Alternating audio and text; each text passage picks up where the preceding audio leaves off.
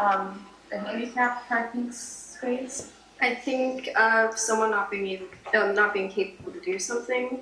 The little wheelchair symbol for disabled people in parking lots. When I hear disability, I guess my mind instantly goes to like physical disability.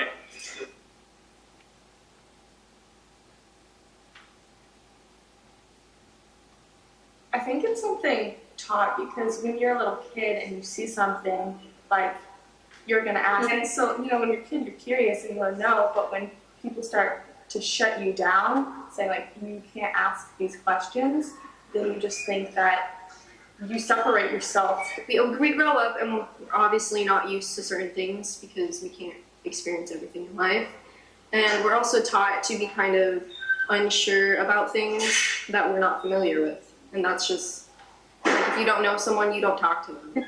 I think it's something that you always have because like kids like get scared of things that are like different from them like a lot of time, but they also like quickly accept it. So I feel like it's first like an instinct thing, but then they could grow out of it. But because people are like taught it too, it just kind of grows up with them.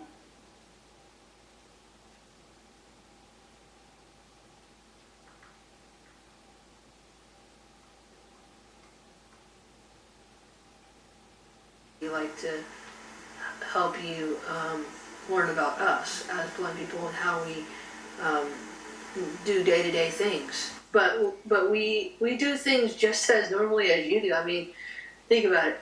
I actually went downhill ski and I still beat my mom on the bunny slip.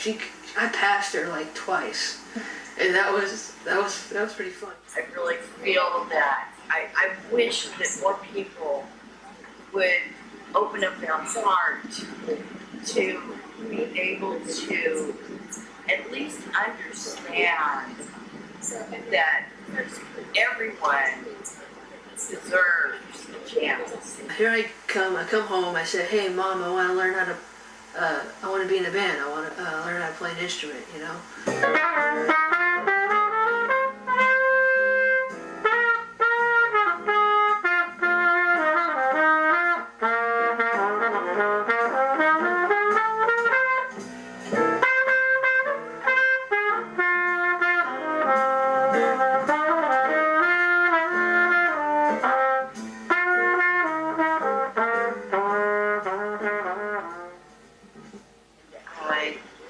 I never quite pursued my music enough, I felt, but I always felt like I needed to get my chops up to where I was at a certain age, and then I'll be able to go out there and blow people away, So then I found Ozcat Radio. Well, I've been going there for about a year, bringing bands in, because I go out to the clubs and I get the bands to come into the radio station. And one day, the DJ that I was bringing the bands in said, you need to be my co-host. And so I was like, I didn't plan on this, Okay. So I was his co-host for about 2 years. And then finally he moved out of state and I inherited a radio show. That's what happened. I inherited it. I was declared legally blind in '92, and I really didn't get it. I really didn't. I just didn't get it. They just said you can't drive. And 3 years later, I was in my first blind school in Virginia, and I started hearing what's going on there. It's like, we say, see you later, blah, blah, blah. It was just same thing what you would say to anybody else. Everybody was treating each other the way you wanted to be treated. I ended up moving to Virginia for 11 years. Did, one piece of work there, and then eventually I moved back to California. And slowly, it went on for like about 8 years after I came back, and then was living at the veteran home, and that's where I met Mary Lou at. She was volunteer there. She played the flute there for the vets, and I met her, and a year 16th month going to OSCAP, but also Mary Lou said, you're coming on the show with me. So you're, that'd be almost. Kind of how I got in there, right? Yeah, and I did like little bit things, you know, like a little bit when the host wasn't there.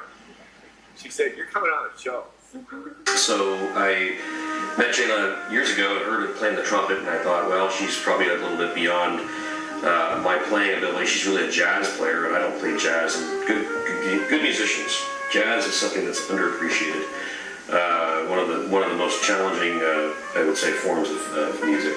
So we didn't play. And years later, I started having some opportunities. Well, like what was it last year? A good friend of mine was doing this benefit for the blind, the School for the Blind, to raise funds and raise awareness. And so she had reached out to the community, and I knew Jayla, being my neighbor, was visually impaired. So I said, well, let's see about her, because I know she plays, and they're looking for musical acts. It worked out perfectly. And that was last year, and yeah, that's how we started playing together.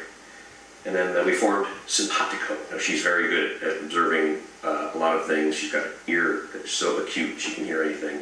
And I'm lucky to play with her because she's a really good player, and she knows how to listen. And the best musicians listen, and then they play.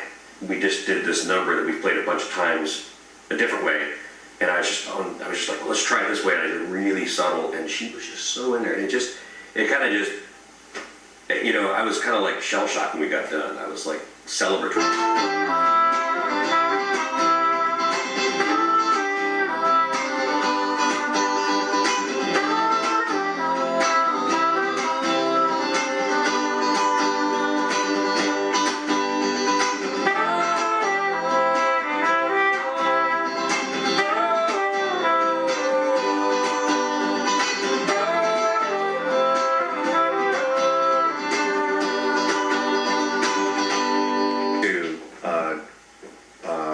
Think how to express myself in a way that bypassed her ability to see, of course.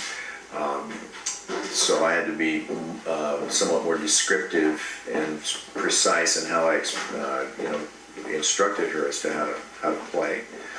But other than that, it was pretty normal stuff. Obviously, when you've got one of your senses taken away, especially sight, it's easy to call it disabled.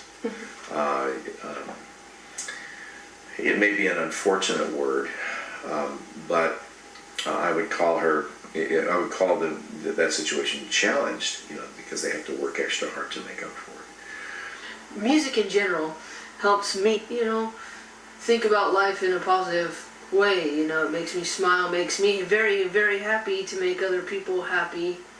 But then my grandma Sandy later on wanted me to learn how to play piano. I'm learning how to play a song on it. I know one song.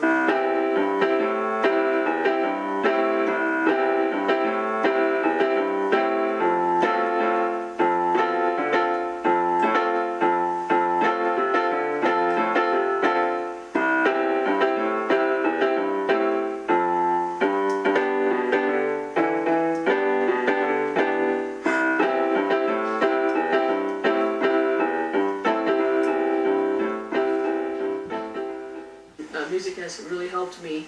Going and doing gigs has really helped me to branch out and be comfortable to a certain extent. Life can be very chaotic, and there's only one way for me to engage in de-stressing, and that's through playing the music I love, jazz and blues and rock and pop. It makes me feel accomplished. It makes me feel like I'm actually good at something.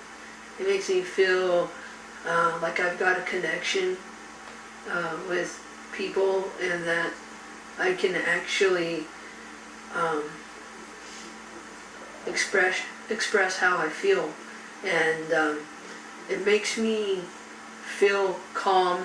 And music is a picture painter, if you will. There are different moods, like for blue and green and reds and springtime, and it's all in how you look at it. I mean, you can paint a canvas so many ways musically, and it just makes me feel very secure. You know, like I know what I'm doing. You know, I don't have to worry about anybody bossing me around musically. You know, because I know how to play this trumpet of mine. Rock and Flute and Friends show on OzCat Radio, 89.5 FM, and the call letters are KCCT.